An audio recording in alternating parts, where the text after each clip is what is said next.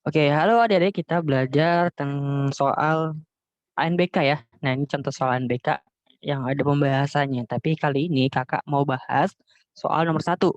Nah, ini jadi ada pesawat terbang ya, Dek. Nah, pesawat terbang ini pada saat terbang pada ketinggian tertentu, suhu di dalam pesawatnya 21 derajat Celcius. Nah, jadi suhunya itu 21 derajat Celcius di dalam pesawat. Sedangkan suhu di luar pesawatnya 34 derajat Celcius. Di bawah nol ya, nih catatan di bawah nol. Oke, nah berdasarkan wacana di atas, tentukan benar atau salah pernyataan berikut ini yang di bawah. Oke, nah pernyataannya pada saat akan menggambarkan pada garis bilangan, angka 34 terletak di sebelah kiri angka 0. Benar atau salah teman-teman? Jadi gini, kan di sini dibilang ya 34 derajat Celcius itu di bawah 0. Kalau di bawah 0 berarti ini kan 0. Berarti dia di kirinya 0. Jadi di minus 36 derajat Celcius. Nah, berarti pernyataan yang pertama benar ya, adik-adik? Nah, benar. Oke, lanjut. Pernyataan kedua. Selisih suhu di dalam pesawat dengan suhu di luar pesawat adalah 13 derajat Celcius. Benar atau salah? Nah, kita cek. Suhu di dalam pesawat 21 derajat Celcius. Sedangkan suhu di luar pesawat 34 di bawah 0. Berarti minus 34. Nah, kita gini. Selisih itu adalah angka yang kedua dikurang angka pertama. Angka keduanya berapa? Minus 34. Minus, oke, sorry. Angka yang besar ya harusnya. Berarti angka yang besarnya 21 dikurang. Nah, di sini minus 34. Nah, ingat kalau dia dalam kurung, minus ketemu minus jadinya plus ya. Maka 21 ditambah 34. Sehingga jawabannya berapa? 56 ya. Harusnya 56, sorry, 55 derajat Celcius. 55 derajat Celcius. Oke, maka jawab pernyataan yang kedua ini salah. Oke, jadi jawabannya benar dan salah. Gitu ya. Oke, paham ya? Lanjut. Soal nomor 2. Oke, benar. Nah, di soal nomor 2 ini soalnya masih sama, pertanyaannya aja yang berbeda. Nah, setiap naik 80 meter, suhu udara di luar pesawat akan turun 0,50 derajat Celcius. Jika ketinggian pesawat naik 2.400 meter, berapakah suhu udara di luar pesawat tersebut? Ya, caranya kan dia setiap naik, setiap naik 80 meter, maka akan ada penurunan 0,50 derajat Celcius. Oke, berarti yang di luarnya ya. Dari minus 34, dia akan turun sebanyak 0,5 derajat Celcius selama naik setiap 80 meter. Kan pesawatnya naiknya 2.400, berarti dia berapa kenaikan sih? Maka kita hitung 2.400 dibagi dengan 80. Dicoret sama dengan 24 bagi 8, 3 ya. Berarti 30 kali. Nah, 30 kali berapa? Kali setiap kenaikannya. Nah, setiap kenaikan 0,5. Dia 3 kali 0,5 derajat Celcius. Berarti berapa penurunan suhunya? 15 derajat Celcius turunnya. Oke, karena dia suhu luarnya itu awal 34 derajat Celcius, turun 15, berarti minus 34, kurang 15 ya. Ingat, minus dikurang minus, berarti minusnya nambah.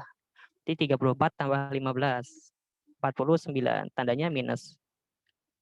Sehingga jawabannya minus 49 derajat Celcius. Jawabannya yang D. Oke, mudah ya. Kita lanjut soal nomor 3. Perhatikan gambar termometer berikut. Sekarang di Belanda sedang musim derajat Celcius. Setelah turun salju, suhunya turun 17 derajat. Suhu sekarang adalah, oke, awalnya berapa? Suhu awal 10 derajat Celcius. Terus sebanyak 17 derajat. Berarti dia turun 17 derajat ya. Nah, ingat kalau turun berarti suhunya berkurang dong.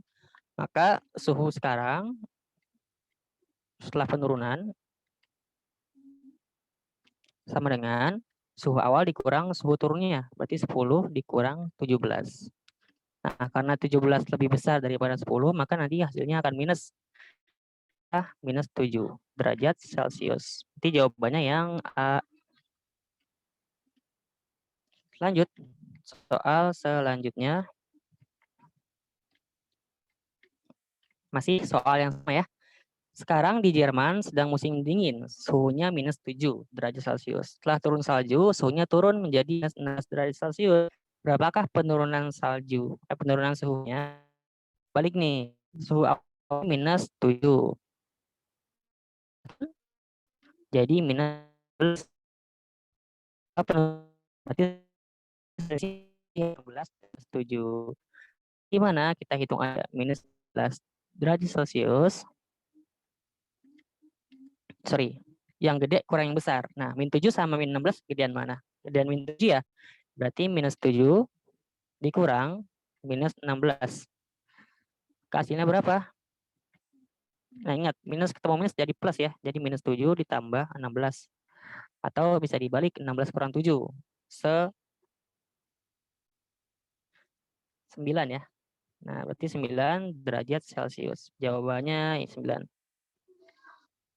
Oke. Paham ya? Jadi kakak ulangi lagi. Kalau ditanya selisihnya, kalau selisih berarti yang besar dikurang yang kecil. Min 7 sama min 16, gedean min 7, ke min 7 dikurang minus 16. Hati-hati tandanya, tukar.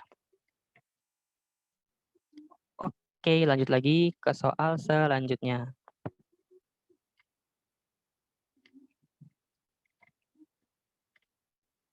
Oke, ini ada gambar taman adik-adik. Luas taman di halaman belakang sebuah rumah adalah 60 meter kuadrat. Oke, luasnya 60 meter kuadrat. Per 6 bagiannya digunakan untuk kolam, sepertiga per 4 bagiannya untuk rumput dan tanaman lainnya, sisa taman ditutup dengan batu koral. Tentukan benar atau salah pernyataan berikut. Pertama, luas taman yang ditutupi dengan batu koral adalah 5 meter kuadrat. Benar nggak sih? Kita cek. Kan luas totalnya 60. Sementara luas seperenamnya dari 60 itu untuk kolam. Oke, berarti luas total itu kan sama dengan luas yang ditanami. Luas kolamnya ya ditambah dengan luas tanaman ditambah dengan sisanya ya. Sisanya itu untuk luas untuk batu koral. Oke, berarti kalau kita mau cari luas batu koral sama dengan luas totalnya, luas total dikurang dengan luas kolam ditambah luas tanaman. Nah, luas totalnya udah ada 60 meter kuadrat. Tinggal kita cari luas kolam dan luas tanamannya ya. Pertama, luas kolam. Luas kolam itu di sini dibilang 1/6 bagian dari luas total, berarti dari 60 meter kuadrat. Dikali ya, sama dengan berapa? 60 dibagi 6, 10 kuadrat. Oke, ini luas kolamnya. Berarti sekarang kita cari luas tanaman. Luas tanaman 3/4 bagian, berarti 3/4 dikali luas totalnya 60 meter kuadrat. Nah, ini caranya gimana? Bisa dikali nih, 3 dikali 60, 180 dibagi 4. Dihitung aja nanti hasilnya berapa ya. 5 meter pangkat 2.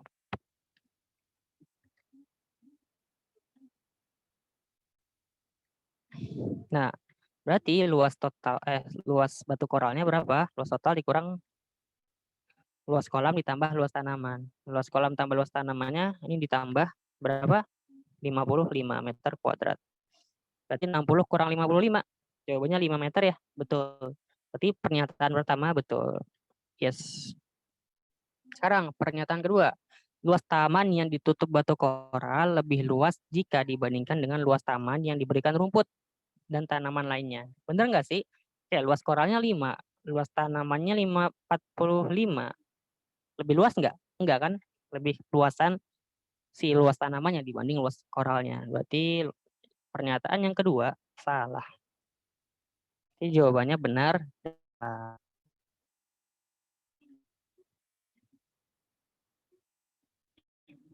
Oke, lanjut soal selanjutnya. Soalnya masih sama, pertanyaannya yang beda. Oke. Oke, sekarang soal 5 tiganya untuk tanaman, terus tanaman yang digunakan untuk kolam. 8 bagian tanaman untuk kolam. 3 kali berapa? 50 meter pangkat 2, adik-adik. Oh, sorry. Maaf ya, ini bukan 3, tapi 3/8. Nah, sama dengan berapa? Nah, ini kan kita hasilnya koma ya. Nah, cara ngitungnya gimana sih? Pertama, boleh adik-adik kalikan dulu 3 dikali 58, Kak. Coret-coret ya di sebelah kiri, 58 dikali 3. Nah, ingat-ingat cara perkalian 8 kali 3, 24. Penduduknya 3 dikali 15 ditambah 2, 17. 174. Nah, ini kan ada per 8, berarti 174 dibagi 8. Nah, cara 8 kali berapa yang hasilnya mendekati kali 2 ya, 16. Terus dikurang 17 nggak bisa, turun 4-nya. Nah, 11 kan 1 ya, mendekati 8. 11 dikurang berapa? 6 ya, 6. 60 bagi 8. 60 dibagi 8. 8 kali berapa? Dekati 60 kali 7. 7 dikali 8, 56. Kurang lagi sisa 4 ya. Turun 40 bagi 8, 5. Nah, berarti meter kuadratnya ya cara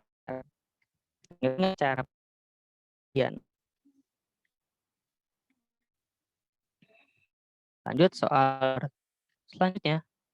Ada informasi pada label kemasan minuman di atas dalam 100 ml terdiri dari berapa mililiter sari buah apel.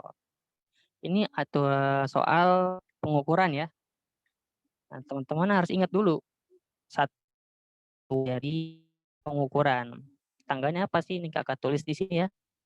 Kilometer, hektameter, dekameter, meter, desimeter, sentimeter, milimeter.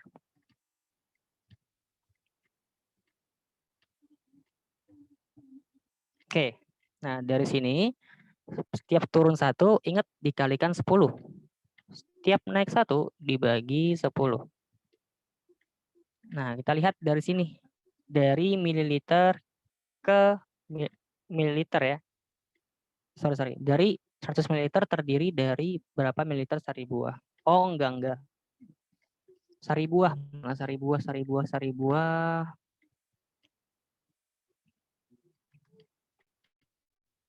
Dari 100 mililiter. Oke, ada 100 mililiter. Oke, terdiri dari berapa mililiter sari buah apelnya?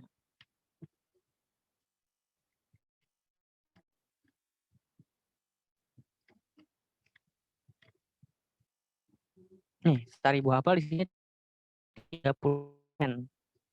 Oke, berarti totalnya kan 100 mililiter ya. Oh, berarti nggak pakai pengukuran nih. Maaf ya, kakak salah. Ini simple banget. Nah, adik-adik tinggal cari aja. Totalnya itu satu botol itu 100 mililiter. Nah, di sini tulisannya 36%. Sari buahnya 36% dari totalnya dari 100 mililiter. Berarti kalau dari tinggal dikali aja. Nah, ingat persen itu sama dengan per 100 adik-adik. Nah, berarti 36/100 dikali 100. Ini bisa dicoret sama dengan 36 mililiter. Oke, jawabannya benar ya, 36 mililiter.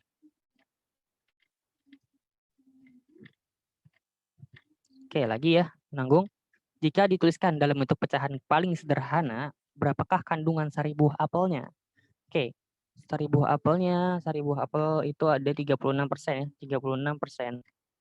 Nah, ini diubah ke pecahan sederhana. Caranya gimana? Sebenarnya kita tinggal cari FPB antara 36 dan 100. Oke, adik-adik udah pernah ya cari FPB itu cara gimana? Kalau kakak pakai poin faktor.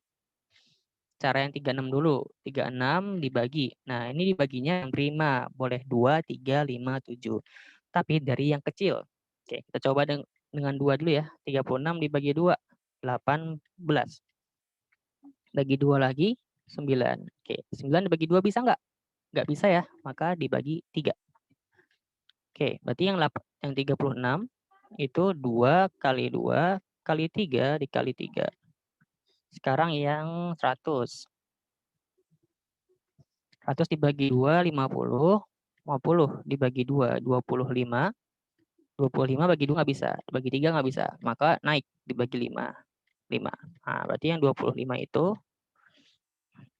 2 dikali 2 dikali 5 dikali 5. Nah, kalau FPB berarti kita cari yang kembar. 1, ini ya angka 2 kali 2.